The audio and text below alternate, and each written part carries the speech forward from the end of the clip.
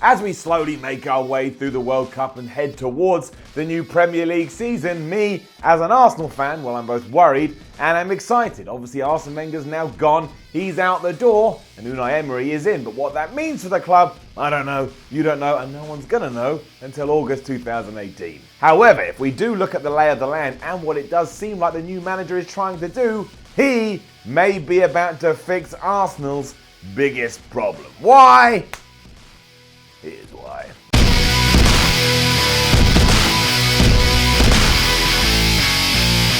Now, it doesn't take much of a genius to look at the Gunners and realise not only do they not have much of a spine, but also within that, they're also spineless. They're always good going forward, they can always play some lovely football, and more often than not, they'll always get you goals. But if all of a sudden somebody comes at them, they forget how to defend and usually crumble into a bunch of pieces that upsets Arsenal fans the world over. That's why when all these rumours came out that Arsenal only have £50 million to spend in this summer transfer window, everybody freaked out. 50 million in today's world won't buy you one good defender, let alone three. Arsenal need three. This meant something had to happen, and like I say, at the moment, it seems Emery has identified what it is that he needs, but also a way in how to do this within the financial restrictions, and that begins with Sampdorian midfielder Lukas Torreira. Not only is he just 22 years old, but he's also available for around £22 million, and that's a fee Arsenal can actually afford. And also, his sole purpose if he does come in will be to strengthen up the back and act like a bit of a rock.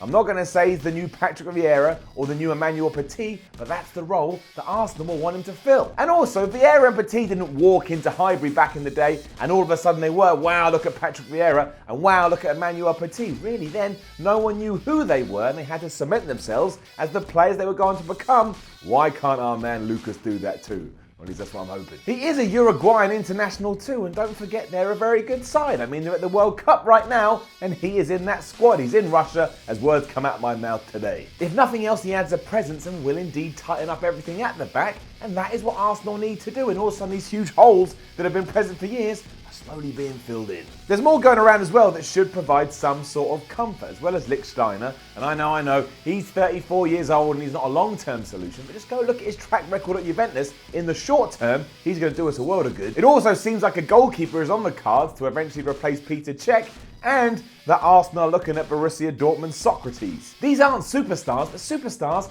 are not what Arsenal needs. They need strength and power, and there are players out there that won't break the back but can come in and do you a job. And again, that is what the club needs. It needs people to come in and do a job, not do all the flicky, silly, skill-free stuff. We've got those players, we've got them, don't get any more in. Do you remember when Arsene Wenger did that? Arsene Wenger just bought midfielder after midfielder, and at one point we had 72,000 midfielders, and it was like, please stop buying midfielders. So if these two do join Lichtsteiner, it's proven players who will not muck around. You can leave that to the front line. Again, that's what Arsenal do best. You muck around, you run around like chickens in the crazy land. But yeah, going forward, Arsenal are already good, so you don't need to look into that area, and not doing that isn't the worst thing in the world. In fact, it's not terrible at all. What is when you fall down and collapse as a team just because there's a slight breeze, and as we know, that has been Arsenal's biggest issue for a long time. In short, just remember how to keep the ball out of the net. And if they have to do that on a budget, doing it in the way that they are doing it, quite smart. It's a long journey, and having to take on Manchester City on the opening day of the season is certainly going to be interesting. But if Arsenal can go through next year without leaking goals as much as they used to,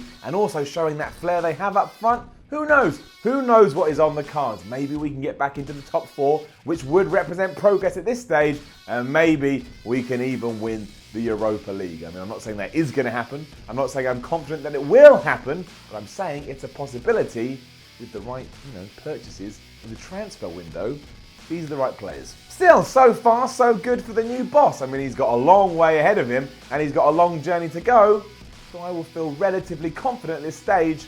Also terrified because I'm an Arsenal fan. If nothing else, it is an area that Wenger did ignore time and time again when he really shouldn't have had, so it's good that Emery has identified that, and now he's trying to make amends. And I don't want to rag on Arsene here because I was one of the few people that actually would have been happy to see Arsene continue on for one more year. I'm just that guy. I'm not saying there weren't problems, there were, but I'm just that guy. However, this does seem like something good could be shifting into gear. And let's hope that I'm not wrong. Well, unless you're not an Arsenal fan and you hate Arsenal, then you want me to be wrong. But, I ain't going to say that. That would be weird.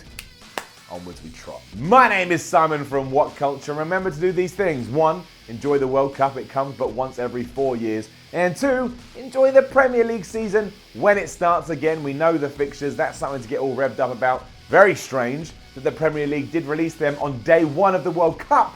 You've got to think they're crazy, or maybe they're a bit like, oh no, other things are happening. It's not the Premier League. But hey man, we got football now, and we've got it for a long damn time. Now, don't forget to leave a comment below and let us know what you think about Arsenal, Unai Emery, and what players they should buy and their transfer fees. Like, share, and subscribe. Head over to whatculture.com, read yourself some articles, and you can follow What Culture on Twitter at WhatCultureFC.